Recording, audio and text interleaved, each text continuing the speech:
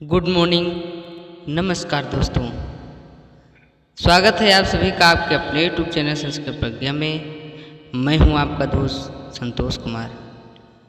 दोस्तों, आज मैं अपने वीडियो में संस्कृत शब्द रूपों का टॉपिक लाया हूं। जितने भी अभ्यर्थी कहते हैं कि मुझे शब्द रूप नहीं याद होते, बहुत कठिन लगते हैं, उन सभी अभ्यर्थियों को आज बहुत ही आसान सरल तरीके से शब्द रूपों को याद कराने का प्रयास करूंगा।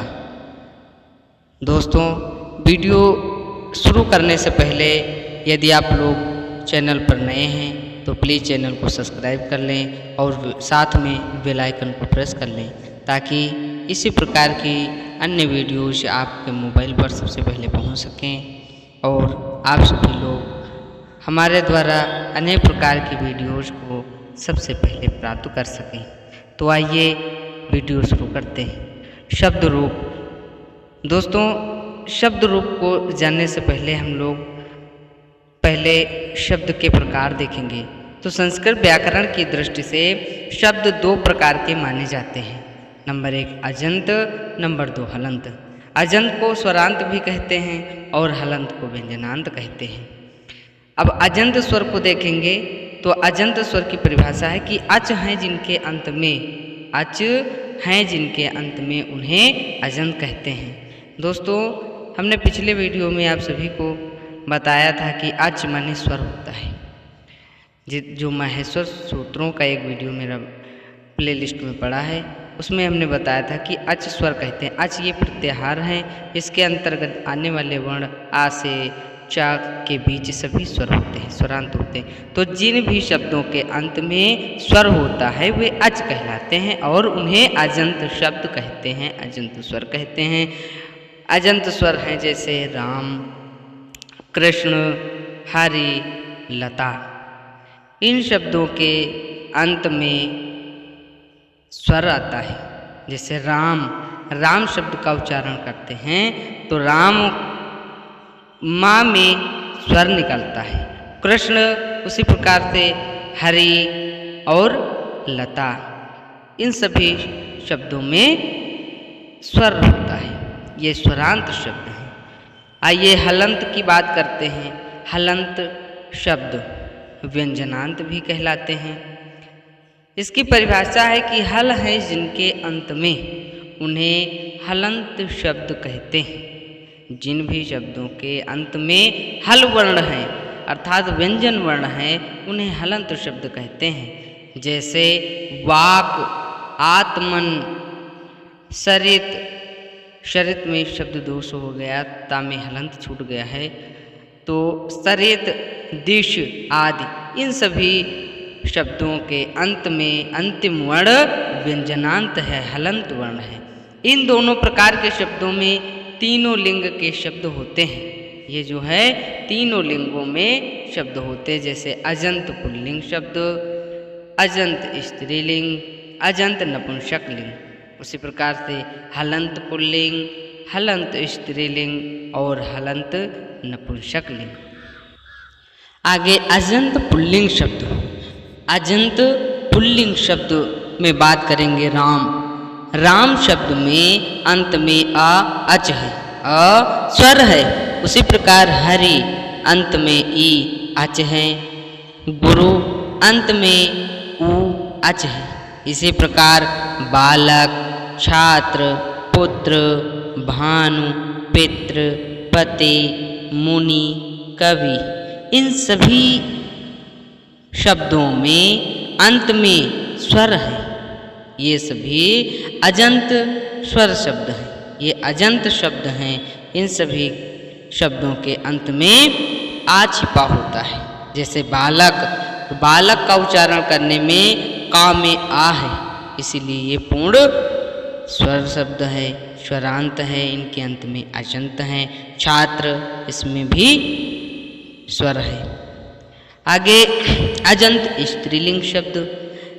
अजंत स्त्रीलिंग शब्द, इनमें जैसे रमा अंत में आ अच है, दीर्घ आ है, ये अच है, स्वर है। उसी प्रकार नदी शब्द, अंत में ई अच है, दीर्घ ई है, ये भी स्वर है। मातृ अंत में री, मातृ अंत में री अच है। मति अंत में ई अच है। ये सभी रमा, नदी, मातृ, मति, ये सभी शब्द अजंत स्त्रीलिंग के अंतर्गत आते हैं। ये सभी अजंत स्त्रीलिंग शब्द हैं। रमा, नदी, मातृ, मति, इन सभी शब्दों के अंत में स्वर आते हैं, दीर्घ स्वर आते हैं। जैसे रमा में आ है, नदी में ई है, मातृ में री है। अजंत नपुंसक लिंग शब्दों की बात करें तो फल, फल नपुंसक लिंग शब्द है, इसके अंत में आ अच है, आ स्वर छिपा है। दधि अंत में ई अच है, स्वर है। उसी प्रकार से वारी शब्द जैसे है तो वारी अंत में ई अच है। अस्थि ये शब्द, इसके अंत में भी ई अच है। ये नपुंसक लिंग शब्द होते हैं। जैसे वस्तु भी है, वस्तु अंत में उ अच है। इन सभी फल, दधि, वारी, अस्थि, वस्तु आदि सभी शब्दों के अंत में अजंत होते हैं, जो कि नपुंसक लिंग शब्द होते हैं। फल, दधि, वारी, अस्थि, वस्तु आदि सभी नपुंसक लिंग शब्दों के अंतर्गत इसमें स्वरांत होते हैं। हलंत पुल्लिंग शब्द की बात करें तो आत्मन, आत्मन शब्द हलंत शब्द है, जो कि पुल्लिंग है। अंत में न हल है। आत्मन शब्द के अंत में न हल है, ये न व्यंजन वर्ण है। और ऋत्विज अंत में जा हल है।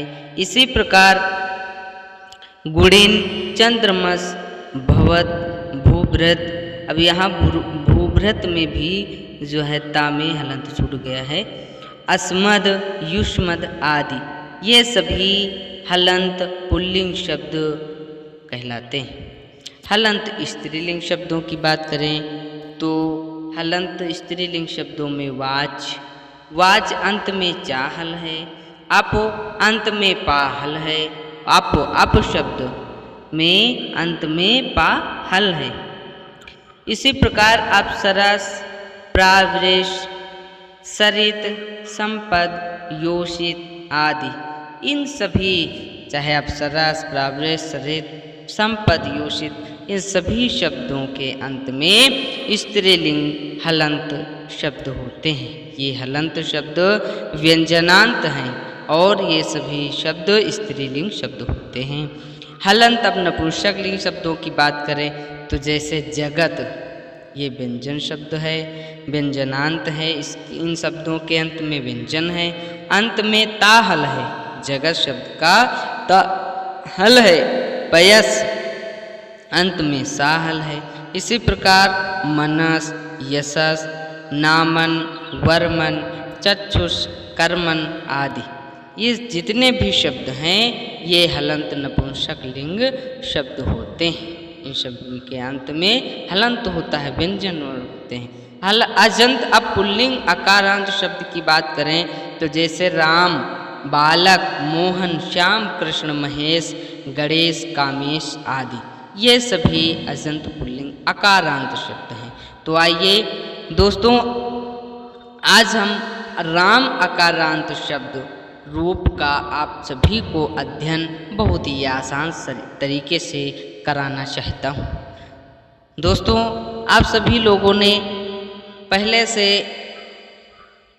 पढ़ रखा होगा राम शब्द की एक वचन, द्विवचन और बहुवचन में रामा, रामो, रामा की तरह पढ़ रखा होगा, जो कि आप सभी लोगों को बहुत कठिन लगता है। तो आइए हम अपने तरीके से आप सभी लोगों को अध्ययन कराने का प्रयास करता हूँ कि एक वचन की सभी विभक्तियों को, फिर द्विवचन की सभी विभक्तियों को और बहुवचन की सभी विभक्तियों को एक एक क्रम से सभी विभक्तियों में प्रथमा, द्वितीय, तृतीय, चतुर्थी, पंचमी, षष्ठी, सप्तमी संबोधन, एक एक लाइन, एक वचन, फिर द्विवचन, फिर बहुवचन, इस तरह से अध्ययन करेंगे। आइए हमारे साथ प्रथमा, द्वितीय, तृतीय, चतुर्थी, पंचमी, षष्ठी, सप्तमी संबोधन, प्रथमा द्वितीया तृतीया चतुर्थी पंचमी षष्ठे सप्तमी संबोधन।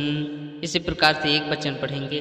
रामः रामं रामेण रामाय रामात् रामस्य रामे। हे राम, हे राम को जो हे राम संबोधन है इसको राम भी कह सकते हैं। इसका प्रथमा और संबोधन एक तरह से हो सकता है। रामः रामं रामेण रामाय रामात् रामस्य रामे राम। रामः रामं रामेण रामाय रामात् रामस्य रामे राम। रामः रामं रामेण रामाय रामात् रामस्य रामे राम। रामः रामं रामेण रामाय रामात् रामस्य रामे राम। रामः रामं रामेण रामाय रामात् रामस्य रामे राम। रामः रामं रामेण रामाय रामात् रामस्य रामे राम। रामः रामं रामेण रामाय रामात् रामस्य रामे राम। अब हम द्विवचन की सभी विभक्तियों का अध्ययन करेंगे। रामौ रामौ रामाभ्याम रामाभ्याम रामाभ्याम रामयोः रामयोः। हे रामौ प्रथमा द्वितीया द्विवचन में एक जैसा, तृतीया चतुर्थी पंचमी एक जैसा और षष्ठी सप्तमी एक जैसा। रामौ रामौ रामाभ्याम रामाभ्याम रामाभ्याम रामयो रामयो। हे रामौ रामौ रामौ रामाभ्याम रामाभ्याम रामाभ्याम रामयोः रामयो रामौ। रामौ रामौ रामाभ्याम रामाभ्याम रामाभ्याम रामयो रामयो। हे रामौ रामौ रामौ रामाभ्याम रामाभ्याम रामाभ्याम रामयो रामयो। हे रामौ।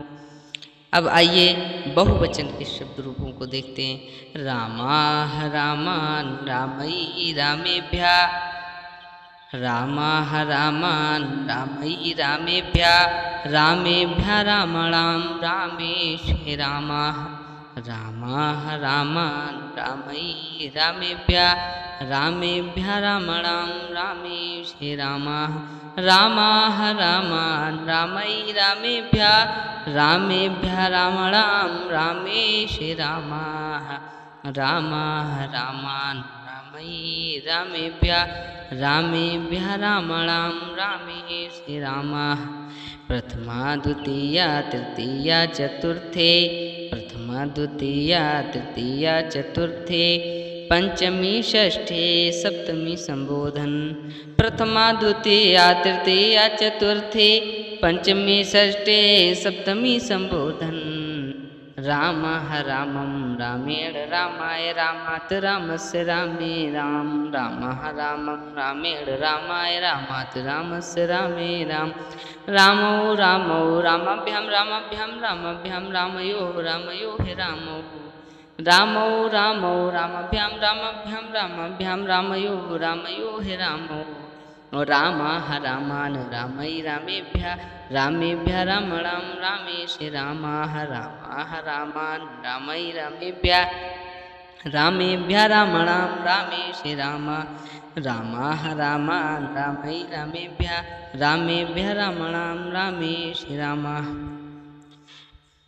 दोस्तों, ये था राम आकारांत शब्द रूप। इसी प्रकार से बालक और कृष्ण, श्याम आदि सभी शब्दों के रूप इसी प्रकार से आप लोग बनाने का प्रयास करेंगे। अगले वीडियो में बहुत जल्द आप सभी के लिए इकारांत पुल्लिंग शब्द रूपों का वीडियो लेकर आऊँगा। तब तक के लिए नमः संस्कृताय, जयतु संस्कृतम।